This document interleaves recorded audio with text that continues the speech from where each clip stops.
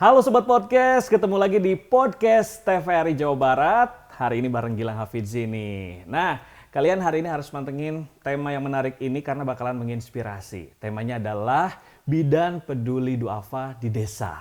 Nah, saya sudah bersama dengan narasumber saya nih, yaitu Ibu Bidan Nurani. Halo Bu, sehat Bu? Halo Pak, ya alhamdulillah sehat. Alhamdulillah. Bu, di sini tuh nama desanya apa Bu? Desa Purareja, Sawah Baru, Ciasem Hilir. Wah, di Subang ya Bu ya? Iya, Subang. Wah, luar biasa Bu. Kalau misalkan ngomongin bidan, pastinya ini berhubungan dengan kebermanfaatan, membantu orang lain untuk persalinan yang saya tahu ya Bu ya. Betul. Nah, kalau Ibu sendiri nih, memilih profesi bidan atau sebelumnya apakah ada perjalanan Ibu dengan background bidang pekerjaan yang lainnya gitu Bu? Boleh cerita dulu Bu. Ya. Jadi 2004 saya lulus Akademi Keperawatan. Pas setelah nikah, saya kuliah lagi ke kebidanan. Oh, jadi awalnya perawat dulu, Iya, baru perawat dulu, bidan ya bidan. Bu ya.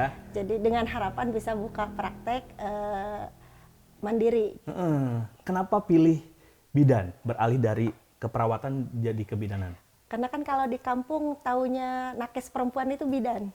Oh, identiknya Identik, ya. ya.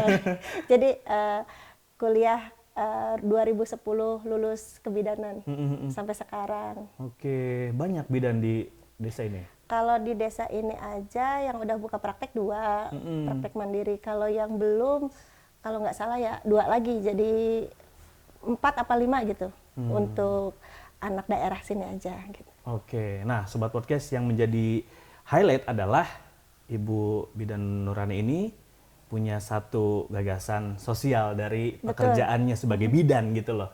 Nah, Ibu ini boleh dijelaskan Bu, apa saja ranah kebermanfaatan yang mungkin Ibu berikan kepada masyarakat ataupun juga pasien Bu? Iya, jadi saya ada pelayanan kebidanan. Jadi pelayanan ibu hamil, pelayanan persalinan gratis atau bayar seikhlasnya, dan peminjaman inkubator dipinjamin secara gratis untuk anak bayi-bayi yang lahir prematur dan membutuhkan inkubator di rumah. Jadi kalau dari rumah sakit diperbolehkan pulang, tapi butuh penghangat. Nah, kita nanti disebarin, diantar-anterin sampai ke rumah, itu free, nggak ada biaya apapun. Wah, luar biasa ini ya. Ini bakalan sangat membantu sekali untuk yang dikatakan mungkin kategori yang belum mampu begitu ya Bu ya. Betul. Tapi kan yang namanya persalinan atau bahkan berhubungan dengan melahirkan dan pengurusan sebagainya itu memang tidak bisa ditunda dan waktunya tidak diketahui ya Bu ya. Iya. Kalau ngomong di sini jam operasionalnya Ibu 24 jam atau ada operasional tertentu? Kalau persalinan itu kita 24 jam. Soalnya kan nggak mungkin kan lahiran tunggu ya sampai buka Iya, gitu betul, jam betul. 8 atau jam 9 malam, enggak. Jadi untuk persalinan kita buka 24 jam. Oke. Bu, saya pernah dengar ada klasifikasi bidan gitu Bu ya.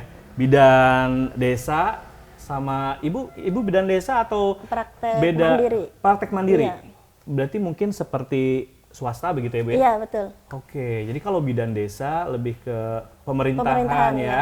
Mungkin bisa ditempatkan biasanya di puskesmas Betul. biasanya Bu ya. Kalau Ibu ini buka praktek sendiri. Iya. Nah, kemudian apa yang mendasari Ibu sehingga ingin memberikan fasilitas gratis kepada masyarakat yang ingin persalinan di Ibu? Awalnya dari apa ya, kebermanfaatan juga, terus juga karena kepedulian. Karena kan kita tidak semuanya ekonomi teh ada. Iya. Kadang-kadang ada yang maaf ya, yang buruh yang serabutan. Itu pas persalinan dia bingung, nggak punya biaya. Akhirnya ngutang. Setelah pulang harusnya bahagia dengan momen persalinan, malah pusing. Ada beban baru ya Bu ya? Atau ada juga yang dari berita-berita, suami merampok suami karena biaya persalinan gitu. Didasari dari hati kecil Ibu yang melihat mungkin ada potensi-potensi yang mungkin jadi tidak baik gitu ya. Betul. Dari ya banyaknya beban yang dipikirkan gitu. Tapi mungkin Bu, kalau misalkan ada sesuatu yang diberikan secara cuma-cuma, secara gratis, ini ada syaratnya nggak sih Bu kalau yang Ibu terapkan nih ke pasiennya? Kalau selama ini kita tidak ada persyaratan apapun. Jadi pasien atau orang tersebut bilang saya tidak punya Bu, pingin bayar seikhlasnya, atau Bu saya mau bayar tapi nyicil boleh, tapi tidak ada persyaratan harus surat apa nggak ada. Kalaupun dia berbohong itu urusan dia sama Allah, itu aja sih. Oke. Kalaupun dia berbohong itu urusan dengan Allah ya. Tapi Ibu memberikan tanpa syarat begitu. Iya, betul. Cuman kalau misalkan ada yang mampu gitu, bagaimana buat membedakannya ketika misalkan yang mampu tahu bahwa ada yang gratis, mungkin ada yang memanfaatkan situasi gitu ya. Tapi kalau membedakannya sendiri, apakah ada keterangankah di depan atau ada penjelasan sehingga ini kategori yang tidak mampu atau prasejahtera gitu, itu gimana Ibu mensosialisasikan atau memberitahukan itu Bu? Iya. Paling dari awal kita menginformasikan kalau sebelum mendapat pelayanan harus bicara dulu. Soalnya kadang kan ada vitamin yang harus dibelikan oleh dari kita ke apotek. Jadi pengambilan obat kan di apotek, pengambilan vitamin di apotek. Jadi saya tuh taunya dari pelayanan apotek itu udah berbeda orang. Jadi kan nanti ada kode nih, ini bayar atau enggak. Nah, lebih baik itu pas pelayanan sama saya itu bicara, Bu, saya punya duit segini, atau Bu, saya ingin gratis. Jadi nanti di apotek ada kode. Kode bahwa GR itu gratis, SI seikhlasnya. Kalau misalkan bayar ya nanti ada tertera pembayaran yang harus dia bayar gitu. Jadi nggak ada salah paham pada saat di apotek, kok ini harus bayar, kan tulisannya gratis gitu. Tapi kan itu pelayanan bayar seikhlasnya atau gratis itu khusus untuk orang-orang tidak punya atau duafa atau misalkan yatim piatu atau pada saat hamil itu suaminya meninggal. Gitu. Tapi keluarga yang lain misalkan benar-benar tidak punya juga untuk memberikan biaya gitu. Tapi kan Bu, ketika misalkan sudah diberitahukan bahwa misalkan menjelaskan dengan keterangan saja, saya rasa kayak wah masih bisa nih dimanipulasi misalkan ya. Apa enggak misalkan dengan dokumentasi atau dengan data tertulis yang dilampirkan? Enggak, iya juga. Enggak ada, ya? iya. Wah, luar biasa banget loh ini Sobat Podcast. Jadi amat sangat memudahkan ya, karena biasanya kalau misalkan sudah berurusan dengan persalinan, kita nggak tahu jam berapa. Iya, betul. Kemudian urgent, emergency, jadi memang harus cepat ditangani gitu. Betul, ya Bu ya. Secara fasilitas klasifikasinya dibedain nggak? Enggak. Yang gratis dengan yang nggak? Sama aja. Padahal ada 3 klasifikasi, ada GR. Apalagi tadi Bu? SI. Sama total biaya. Itu cuma istilah aja. Jadi begitu GR ya tim kami di apotek ya udah GR berarti tidak ada pembayaran. Kalau misalkan SI kan kadang-kadang uangnya nih lebih, uangnya 50 tapi bayar seikhlasnya saya mau 20 aja, berarti kan ada pengembalian kayak gitu sih. Berarti Ibu dari awal menerapkan program sosial ini memberikan fasilitas untuk gratis, betul-betul gratis, kemudian juga seikhlasnya, ini tuh udah berapa tahun Bu sampai dengan saat ini? Kurang lebih 4 sampai 5 tahun. 4 sampai 5 tahun. Iya. Dan ini jam operasional 24 jam, kemudian juga dalam 1 minggu ada liburnya atau tidak? Enggak. Nah, enggak ada libur. Wow, keren banget. Lebaran aja kita buka. Oh gitu. Wah, luar biasa ini ya. Tapi Ibu sendiri atau ada tim bidan-bidan lain juga yang mungkin Ibu rangkul dalam tim Ibu? Ada tim, ada 3 bidan, 2 perawat berarti kan ya. Terus 1 pendaftaran, terus juga kerjasama sama dokter praktek umum, apoteker dan asisten apoteker. Oke. Nah Bu, selama ini Ibu ada nggak sih kerjasama dengan pihak lain gitu dalam bermitra untuk bisa juga mensukseskan program ini agar ada keberlanjutannya gitu? Iya, masalahnya dana apa nih? Banyak hal mungkin, misalkan kan pasti Ibu di sini kan awalnya mungkin kepikiran untuk bisa membantu gitu ya, bisa memberikan manfaat untuk orang, hal-hal lainnya yang didukung sama yang lainnya, misalkan ada hal-hal yang juga bisa dituangkan dalam ide gagasan kayak dari tim Ibu aja yang 3 orang perawat atau bidan yang lainnya tuh Bu. Di luar persalinan misalkan kayak senam hamil kayak gitu kayak. Jadi kalau di saya juga ada tuh sebenarnya ada senam hamil, tapi namanya senam Mariam. Jadi kalau misalkan di 1 bulan peminatnya banyak, kita kumpulin. Jadi jadwalnya tuh setiap hari Sabtu apa Minggu. Jadi berbayar juga sih, satu kelas itu satu kali datang itu 50.000. Nah di situ kan tempat curhat juga ya. Jadi masalah sama suami juga, apalagi suami pengantin baru yang emosi tidak stabil. Waktu pacaran misalkan taunya enaknya aja ya, pas udah hamil, apalagi perubahan hormon istri. Kan suami kadang kaget ya kalau nggak dikasih tahu, mungkin mereka mau curhat ke siapa. Jadi curhat ke kita. Masalah hubungan juga kan, hubungan dalam hal seksnya juga pengaruh juga. Kadang ada yang, kenapa sih kamu jadi sensitif banget ini?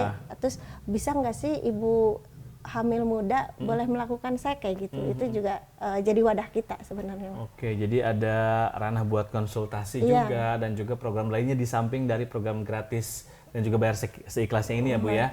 Nah terus Bu, selama Ibu 4-5 tahun ini menggagas program ini gitu ya di bidang Ibu sebagai bidan, ada cerita-cerita yang unik atau mengharukan kan nih? Boleh juga nih dikasih tahu ke Sobat Podcast nih. Misalkan yang datang dengan ceritanya dulu atau dengan beban dan keluh kesahnya. Boleh Bu ceritain Bu? Iya. Jadi yang pertama berarti tentang masalah uang palsu. Gimana tuh Bu? Jadi kayak dramatis banget ya. Jadi satu malam itu jam 12:30 malam diketok kan ya. Bu katanya ini ada yang ibu hamil dengan begini-begini, tapi ternyata pas diperiksa ternyata itu mah gangguan pencernaan aja gitu. Itu di luar dusun, jadi beda kecamatan, tempatnya juga lumayan. Terus dulu jalannya juga rusak gitu jadi benar-benar kayak sinetron gitu. Pas pulang itu pagi-pagi saya belanja tuh ternyata uangnya palsu. Gitu. Itu dia fasilitas kesehatan atau misalkan mau persalinan Bu?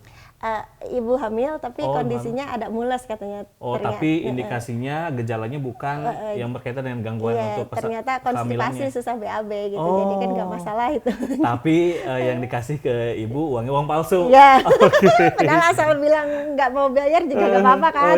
Tapi ini berarti udah masuk ke ranah sudah ada program gratis ini ya Bu sebetulnya. Tapi dia pakai uang palsu, kepikiran juga ya? Entah itu disengaja atau dia juga dapat dari orang lain kan gitu, nggak tahu juga ada posisinya tengah malam. Jadi ya piraku gitu, ini uangnya dibeber dulu kan nggak mungkin ya gitu. Jadi ya pas pembayaran ya udah terima, ternyata pagi-pagi dibelanjain palsu. Ya, itu pun pengalaman pertama ya soal uang palsu ya Bu ya, dikasih dari pasien gitu ya. Ini baru satu nih. Cerita berikutnya nih apa Bu? Cerita berikutnya ada juga yang tadi AA bilang, ada nggak sih yang memanfaatkan pengobatan pelayanan gratis persalinan gitu ya, yang pura-pura miskin kayak gitu. Nah sebenarnya ini ada yang menarik nih, dia itu kan wanita malam gitu ya, terus datang ternyata karena kedaruratan kita rujukan ke rumah sakit. Nah setelah itu kan habis disasar kita kasih pelayanan ganti perban dan sebagainya. Nah terus dia ngambil paket dan ternyata saya ke sana tuh, saya nanya kan anak 2 gitu, ini rumah sendiri? Enggak Bu, saya kontrak nih, kontrak. Terus dia bayar. Sesuai dengan biaya yang saya sebutkan, tapi ternyata dia ya seperti itu gitu, nggak ada suami kayak gitu. Terus kan kok ada ya dia sendiri juga kurang gitu, tapi dia nggak mengeluh untuk meminta bayar gratis kayak gitu.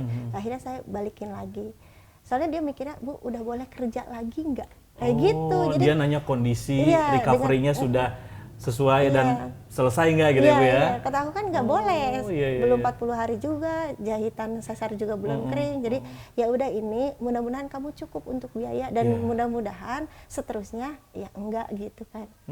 Itu. Terus ada, Bu, ya? Itu juga dia nangis, aku juga nangis. Wah ini pasti Ibu juga ikut sedih ya Bu ya? Padahal banyak mungkin yang justru bisa lebih mampu, tapi meminta untuk fasilitasnya gratis atau seikhlasnya itu ya Bu ya. Jadi ini kontras banget ini jenis pasiennya seperti ini ya Bu ya. Ada lagi cerita lainnya? Ada, waktu itu kan dipinjemin inkubator ceritanya, karena bayinya emang prematur dan dari rumah sakit karena udah stabil harus penghangat aja katanya di rumah. Nah kita pinjemin tuh. Ternyata pas beberapa bulan kemudian datanglah pakai motor, Oke. bawa beras sekarung gede. Wah. Jadi saya kan minta izin ke profesor di Jakarta, Prof, ini izin ya, berasnya saya makan. Gak didistribusikan ke Enggak, profesor. enggak. Terus ada lagi yang satu, jadi pada saat dia pelayanan kesehatan ibu, dia katanya ekonominya lagi ancur-ancuran lah ya. Oke. Terus kita bantu, nah 2-3 tahun kemudian ekonominya udah bangkit. Terus ngehubungi saya juga lupa wajahnya seperti apa. Cuma, Bun, maaf, tim di situ ada berapa ya? Nggak harus tim, yang support ibu siapa aja juga dihitung. Ini siapa? Ini hamba Allah kayak gitu ya. Iya. Saya rencananya mau ngirim batik seragam. Oke. Itu kita hitung sampai 12 kan, ada Om Jenggot yang suka support jadi supir gitu. Itu dihitung semua. Jadi kok kamu baik banget, emang masalahnya dulu apa? Ini Bu, aku pernah ditolong Bunda kayak gitu. Oh, sampai ibu aja lupa ya. Iya. Karena Orang saking banyaknya wajahnya nih. juga nggak tahu gitu, tapi Iya. dia masih inget gitu kebaikan, walaupun kayak kata kita mah kayak yang sepele gitu kan. Tapi itu berkesan luar biasa. Ya, ini aku juga ikut terenyuh nih ya Bu ya. Berarti memang sekecil apapun kebaikan itu nanti akan kembali lagi ya. Walaupun kita tidak mengharapkan atau bahkan tidak ngeh gitu ya. Ibu kan saking banyaknya pasien ya kan, fasilitas gratis sudah banyak diberikan ya. Baru-baru untuk ingat Ibu ya. Tapi ketika ada orang baik, berarti ya Ibu sudah ikhlas memberikan, itu juga rezeki buat Ibu juga ya Bu ya. Hikmah dibalik dari semua fasilitas dari program yang Ibu kasih. Betul lah. Nah Bu, kalau misalkan dari sekian banyak pasien, kalau kita ulik ceritanya masing-masing, pasti Ibu banyak banget nih Bu ya, kalau di-spill ke Sobat Podcast.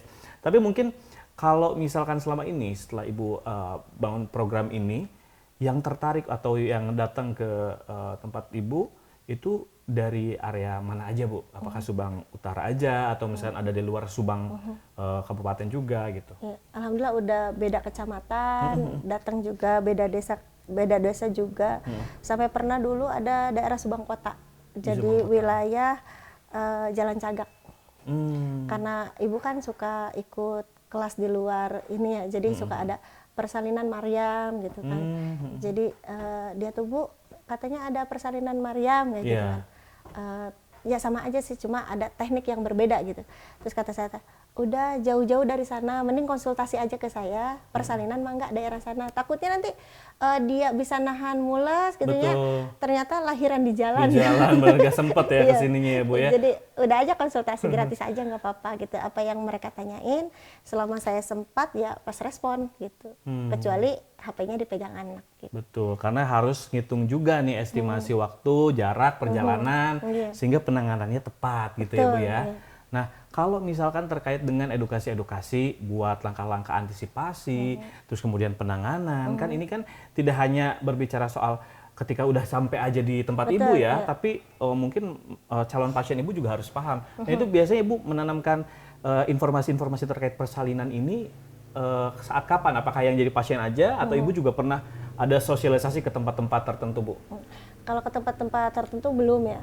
Cuma kalau misalkan pas ya itu teh kelas hamil yang ada suaminya, atau pas lagi kumpul-kumpul di kelas hamil, atau pada saat mereka perorangan datang ke kita. Nah itu biasanya mulai dari apa yang seperti apa aja yang harus kita rujuk gitu kan. Ada yang mulai dari bayi kembar dengan hipertensi yang kayak gitu. Jadi ada bagannya nanti di tempat ibu. Jadi ini yang harus dirujuk, ini yang enggak gitu.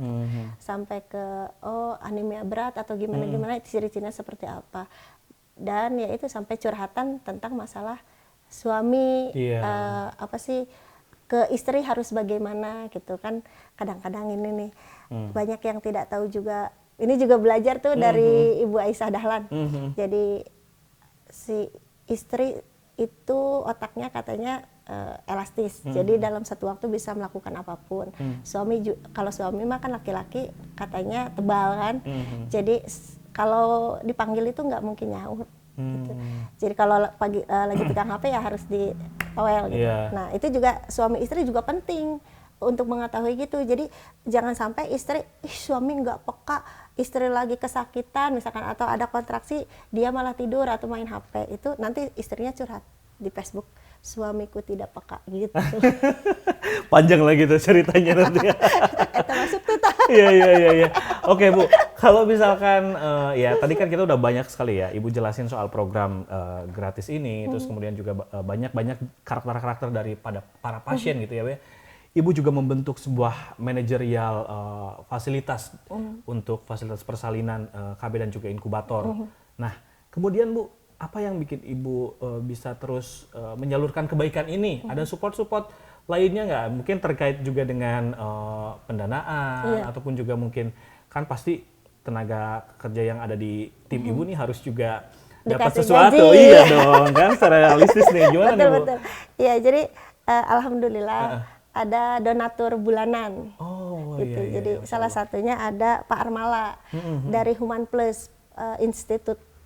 Jadi yang membuka pelatihan tentang manajer. Oke. Gitu. Dari berbagai kalangan gitu. Terus itu tiap bulan. Terus ada juga dari Profesor Raldi Artono Kustur, itu Universitas Indonesia, founder peminjaman inkubator gratis. Terus kalau yang tiap panenan nih dari keluarga sendiri, Oke, itu ada toko sembako Ima Sobar, Masya sama Allah. ini yang punya rumah, Waduh. Bu Haji Khadijah. Wah luar biasa. Ada yang ketinggalan nggak nih Bu? Yang perlu dimention juga nih. Udah sih. Karena ini orang-orang di balik layar Ibu untuk memberikan kebermanfaatan yang sangat luas ya Bu ya. Oh iya, Pak Jimmy Malang. Pak Jimmy itu luar biasa. Mudah-mudahan itu juga memang selalu senantiasa diberikan keberkahan juga ya Bu ya. Amin. Nah terus Bu, kemudian Ibu sendiri ada nggak sih yang bikin Ibu tetap bertahan ingin ada di jalur ini, bidang ini, kemudian dengan program yang sangat mulia ya menurut saya, dan mungkin juga sekaligus mengetuk hati para nakes yang lain, tidak untuk membuat program yang sama, tapi minimal di luar daripada bidangnya ada hal yang diprioritaskan, yaitu menolong orang untuk bisa proses persalinan dengan mudah dan juga penanganannya. Iya. Semoga bisa menginspirasi dengan kemampuan kita sebagai nakes, sebatas kemampuan gitu, tapi minimal kasih kebermanfaatan ke masyarakat walaupun kecil gitu. Gitu. Oke, mungkin mudah-mudahan ada ya orang yang seperti Ibu. Iya, tapi di luar daripada itu, mungkin Ibu ke depannya apakah akan terus di tempat ini atau Ibu punya cita-cita lain nih, goals lainnya yang juga berasal dari hal-hal yang baik yang selama ini Ibu jalankan, termasuk managerial team yang ini udah bagus ya Bu ya. Harus ada progres menurut saya Bu ya. Kalau Ibu ada nggak goals lainnya? Iya, mudah-mudahan Ibu bisa mempunyai RSIA. Rumah sakit Ibu dan Anak. Di sini di Subang. Wah, amin Bu, saya aminkan. Oke, nanti RSIA itu ya akan punya segmen tersendiri ya Bu ya. Target marketnya nanti berbeda lagi. Tapi mudah-mudahan tempat praktek yang sekarang itu membesar juga dan punya RSIA. Jadi kita punya segmen yang berbeda. RSIA segmennya apa? Klinik yang sekarang makin membesar nanti kemana kayak gitu. Oke. Bu Bidan Nurani, terima kasih banyak. Sama-sama. Gilang pribadi ini walaupun baru tahu ya cerita tentang profesi bidan, tapi ditambah dengan cerita Ibu yang juga punya program khusus yang bisa memberikan kebaikan untuk orang banyak. Mudah-mudahan keberkahan selalu buat Ibu, keluarga dan juga tim-tim yang lainnya yang juga mensupport Ibu ya. Mudah-mudahan nanti ada waktu lagi untuk kita ngobrol-ngobrol lagi ya Bu ya. Dan juga supaya bisa menginspirasi juga Sobat Podcast yang menyaksikan podcast TVRI Jawa Barat hari ini. Oke Sobat Podcast, sampai di sini dulu perjumpaan kita. Jangan lupa untuk subscribe, like, dan juga komen channel YouTube TVRI Jawa Barat. Gilang pamit, sampai jumpa lagi di podcast TVRI Jawa Barat yang lainnya. Alhamdulillah.